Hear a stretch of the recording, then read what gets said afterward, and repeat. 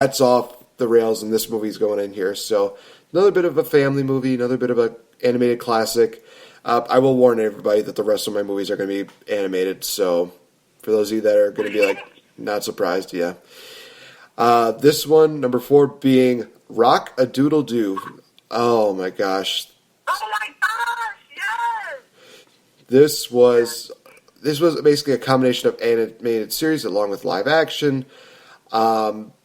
Just a really great movie about this kid who basically gets turned into a kitten by an evil owl who's apparently trying to eat him. But then all these colorful characters of a dog, a mouse. I think he was a sparrow. I forgot what his name was, but they're all trying to find.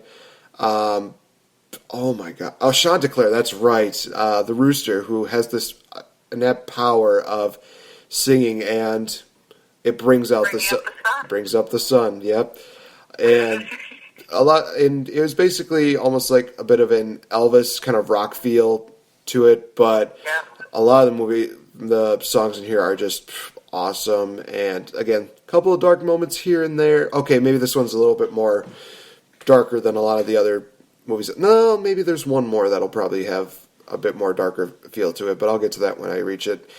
Rockadoodle Doo, great family movie. I would probably not suggest watching this in the dark for like the first 10, 20 minutes because it can get a little bit creepy because the owl, oh gosh, he sells it so well as the main villain, but then it gets a little bit lighter, it gets a little more better, and I'm not going to spoil the ending, but it's a really good way that they ended the movie. So that's my number 4. Rockadoodle Doo is awesome. Good Again, choice.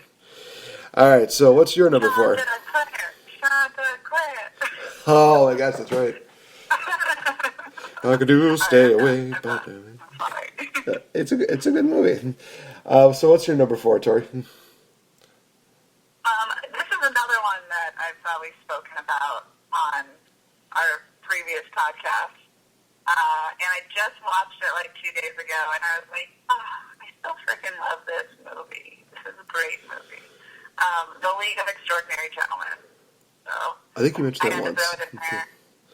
What? I said I think you mentioned that once at least. Oh yeah, because it has Dr. Jekyll and Mr. Hyde in it. And That's right. Yeah. kind of has the same, yeah, it has the same feel to me as Van Helsing. It's a darker, like they even like their cases look almost the same color. But it's a darker, take on these different horror action movies, and it's all about the it's World War One, where these weapons are coming up, these crazy automatic weapons, and England and all these different countries are blaming each other, and there's about to be the worst war of all time, so they're putting together a league of extraordinary gentlemen because they have people who are basically, I'm going to just say literature, like famous literature heroes that they turned into this movie. They have Sean Connery, who is playing, I forget his actual name, but he's the classic English explorer who goes to Africa and is crazy good at shooting and killing people. They have, not killing people as much as, he's just a hunter, which is English literature. Everybody's like, oh, that's the explorer who goes to Africa.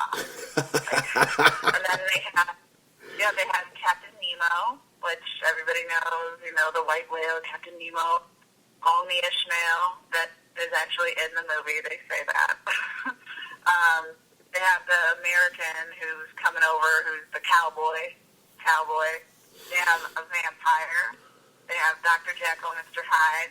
They have Dorian Gray and the Invisible Man. So it's a great, it's a great thing. I love when they bring all these great classics together, like how the Avengers is happening, and I can't wait for the Justice League. Like, this is kind of like the premise before all these big name superheroes come together. You should also see the League of Extraordinary Gentlemen, see this action-packed movie of these people coming together and how they make it work, and are they going to save the homeland? God save the Queen, Whole World from War? No, I don't know. Except I've seen it a million times, so yes, I do know. But it's worth the watch. Well, hey, this is why we're doing this series, because it's movies that we've seen a lot and that are underappreciated in our view. So that's why we do these things. Yeah. All right. So what you got for number 3? Oh, number 3.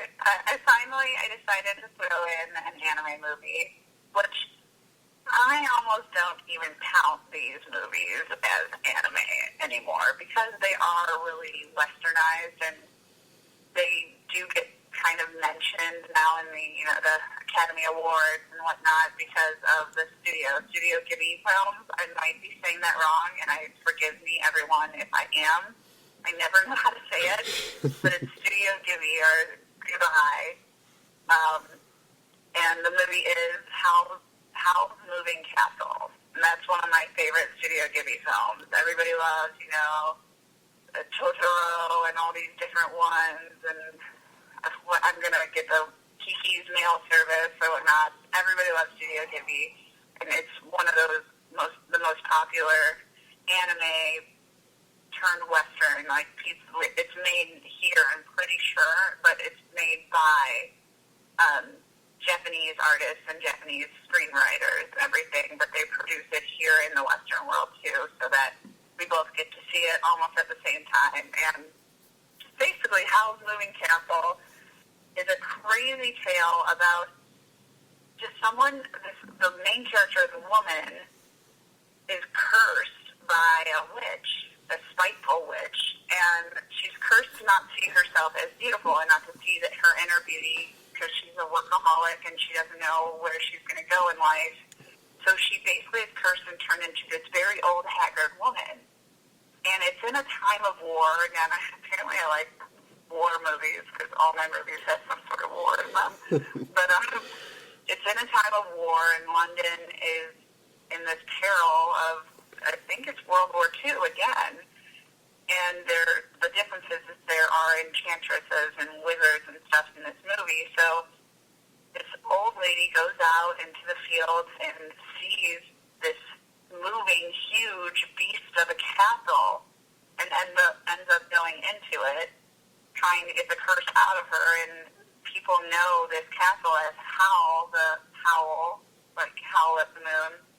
He's a sorcerer who has been kind of breaking the rules and doing things that he shouldn't, and he's basically people are trying to arrest him and stuff, and so his place of living always moves around to try to hide.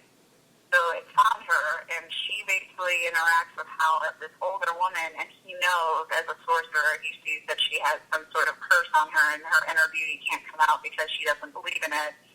And it's him trying to fight a war and help her all at the same time, and it's amazing. It's just so much is going on at one time, and the animation is beautiful and gorgeous, and everybody should try and watch it. The Studio Ghibli gets it right every time. All of their movies have an underlining great cause and an underlining great theme. So this is probably not underrated, but I just think it goes like under the radar. So if you haven't seen Howl's Moving Castle that came out in 2004, please check it out. Worth it. You say tomato, I say potato. Same difference. In all honesty, if you have like a kick out of seeing all these war movies, all I'm thinking to myself is, geez, she and my dad would just get along so well, because he's kind of a war movie buff as well. So he watches a lot of like the classic movies, but also like the documentaries of World War I, II, Civil War, all these other crazy things, and I think it'd be very interesting to see how long a conversation between the two of you would last. Well, I don't know if I'd be great on the like real life war movies, but the ones that feature like sorcerers and vampires and stuff like that, I'm good with. There you go. All right, so my number 3 is another Disney movie. Go figure. But it is Treasure Planet. Basically, the science fiction version of Treasure Island. It is, all honesty, really good. it definitely matches Treasure Island very well. I think the ending really definitely stands out again, like you would see in any kind of Treasure Island, whether it be Treasure Island movie, Muppets Treasure Island, or even here on Treasure Planet. You definitely still feel the relationship between Jim and Captain. Oh wow, man, how am I? Oh, Long John Silver. There we go. But well, obviously in this movie Treasure Planet, he's not known as Long John Silver. He's known as something else. Oh gosh. I feel bad. I feel bad that I put this movie on here and I don't remember most of the characters. I know there's Jim who plays the main character. There's Ben who plays the Mark. Oh, was he the little pink thing that just? Yeah, he was a little ditto creature that could turn into anything. He was one of my favorites. I remember also Ben the robot who was halfway through just couldn't remember forgot his memory or something like that. I just remember during the trailers one point where he just goes treasure, treasure, treasure, and then Morse just does a cuckoo clock deal, which is cuckoo, cuckoo. Yeah. This was honestly a really good movie. I know a lot of people probably have really not given it as good review as what they would probably give with what was it? Atlantis: The Lost Empire, which is another good movie, but I don't think that one's underrated. I think that it's popular enough to hold its own for years and years on end. But yeah, if you want to look at something that's a little more science fiction related, but also on a classic, Treasure Planet is definitely one that I would recommend. It's pretty good. I love the theme song, Jim's theme. I'm still here. I still listen to that song. I love that movie. Good choice. All right, so now we are down to the final two. Number 2 for me is one that definitely does not get enough credit because I think the first one sets the bar, but the second movie that I'm going to mention here really just cranks it up to a whole new level. It's another Disney movie. It is The Rescuers Down Under. Holy cow. You talk about a movie that definitely widens your imagination when it comes to Disney. You definitely need to check this out. Talking about two mice who work for the Rescue Aid Society, and they're trying to rescue this young boy who gets captured by a poacher in Australia. And you get to see this giant eagle. You get to see so much. It's a really good movie. Honestly, the character development is amazing. The plot line is good. There's no rest for the weary. It is just all in all. You see characters at every angle. It's well, I'm so focused on this character. I want to know about this character. I want to know about this person. I want to know about this one. It's still really good. There's a lot of action, a lot of excitement. What was the name of the villain? Gene C. McLeese or something like that. Or I'll just say McLeese. And Izzy? Is he his lizard? I forget.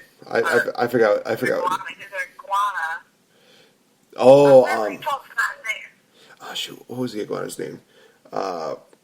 Joanna the iguana. That's right. Yeah. No, Joanna. Get over here, Joanna. The crazy thing was there is actually a comedy scene between the main villain and Joanna where Joanna just keeps stealing the eggs and he's basically getting pissed off. He's just how am I going to get this kid to tell me where this eagle is? And this iguana is just finding ways of outsmarting him and just eating all the eggs. And I'm just wow. If iguanas were really that smart in real life, then we would never have eggs ever. But love it. It was a really good scene as part of a really good movie. Rescuers Down Under does not get enough credit because it is definitely worth watching. It is definitely worth taking. It's my favorite one. I've definitely heard that. Well, the second one obviously is better than the first one. The first one, like I said, sets the bar as to what you can expect, but then the second one just blows it out of proportion, blows it out of the water. It's amazing. All right, so Tori, you are at your number 2, which is? Again, this is another animated one. I'm not ending on an animated one, don't worry, but I had to for the I